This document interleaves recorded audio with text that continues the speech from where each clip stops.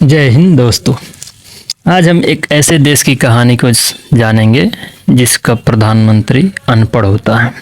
तो इमेजिन करो, एक ऐसा देश है जिसका प्रधानमंत्री अनपढ़ है। उस देश का नाम है धर्मेनिस्तान। धर्मेनिस्तान एक बहुत सुंदर देश है।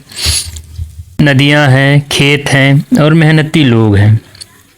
चारों तरफ हरियाली तथा देश हरा भरा है। लेकिन इस देश का प्रधानमंत्री अनपढ़ है। ज्ञान से ज़्यादा धर्म की राजनीति जानता है और सत्ता में बने रहने के लिए डर और नफरत का इस्तेमाल करता है। हर चुनाव से पहले एक ही काम करता है, विकास की बात नहीं करता है, रोजगार की बात नहीं करता है और ना ही शिक्षा और अस्पताल की बात करता है।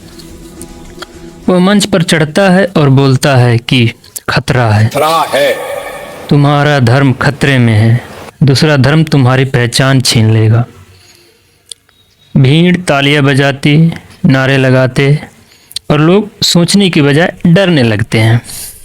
देश दो हिस्सों में बंटता चला गया, जबकि इससे पहले दोनों धर्म के लोगों में बहुत प्यार था। सभी मिलकर रहते थे, सभी धर्म के लोग एक दूसरे का आदर सम्मान करते थे। लेकिन अब ऐसा नहीं है। अब एक मंदिर की तरफ देखता है तो दूसरा मस्जिद की तरफ, लेकिन कोई स्कूल की तरफ नहीं देख रहा है और ना ही अस्पताल की ओर ध्यान दे रहा है। प्रधानमंत्री हर बार जीत जाता है क्योंकि सवाल पूछने से ज़्यादा आसान है नफरत करना। धीरे धीरे हालात बिगड़ने लगे। युवा बेरोजगार थे, किसान कर्ज में डूबे हुए थे, अस्पताल में डॉक्टर तथा दवाइयों की कमी से लोग मर रहे थे, स्कूल में टीचर नहीं थे। लेकिन टीवी पर बहस चलती रहती थी कि कौन धर्म बड़ा है। मीडिया भी उसी प्रधानमंत्री की दलाली करती रहती थी और नफरत फैलाती रहती थी। एक दिन देश में बड़ा दंगा हो गया। दोनों धर्मों के लोग मारे गए। उसमें मरने वाले सिर्फ गरीब और किसान थे, बाकी मजदूर और बेरोजगार वर्ग थे।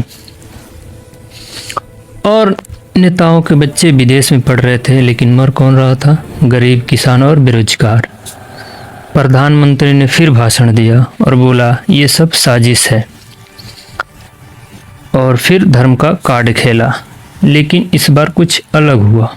इसी देश में एक बूढ़ा और धार्मिक गुरु भी रहते थे, जो दोनों धर्म का आदर करते थे और दोनों धर्म के लोग उनका भी आदर और सम्मान करते थे।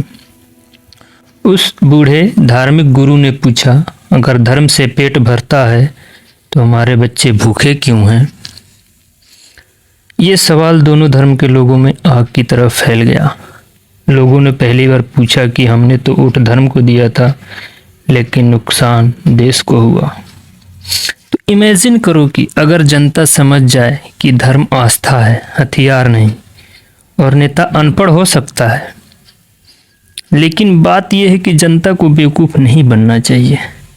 कहानी यहीं ख़त्म नहीं होती है, क्योंकि हर देश के पास अब भी एक मौका होता है। आपको ये कहानी कैसी लगी कमेंट में बताओ। और हाँ, इस कहानी की तुलना अपने देश से मत करना। अगर तुम इस कहानी की तुलना अपने देश से करोगे तो तुम देशद्रोही हो। जय हिंद, जय भारत।